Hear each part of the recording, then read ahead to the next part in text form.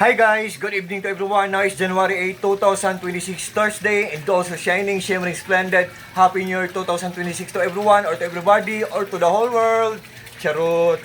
As you can see guys, andito ako ngayon sa Koi Fish Pond ko.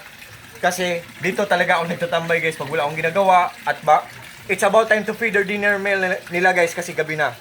Yan. Ito ang pond ko guys. Oh. Simple, small, but terrible. Yan guys. Oh. Maliit lang siya guys pero nakakaaliw talaga. Oh. So, guys, gabi na, it's about time to feed their dinner meal. So what are we waiting for guys? Without further ado, let's do it guys. On your mark, get set, and go! Timer starts now! Let's get the party started! Yan, mag-party na kayo! Yan. Ang daming mga koi fishes ko dito guys. Iba't iba ang mga sizes oh. Ang laki oh. Ini, mini, mini, mo. Meron ding mga maliliit dyan guys. Yan.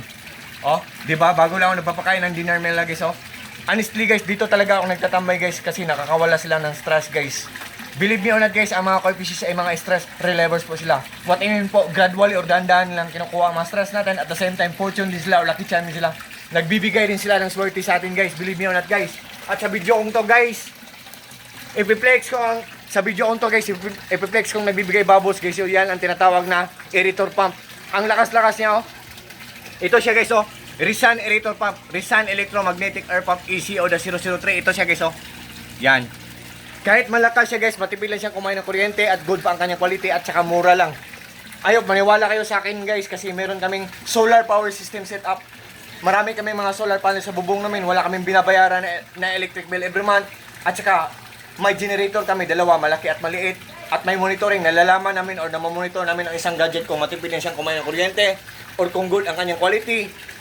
Guys, ayop, mag-trust kayo sa akin. Tapos tingnan nyo lang sa link ko at sa lahat po ng mga friends ko.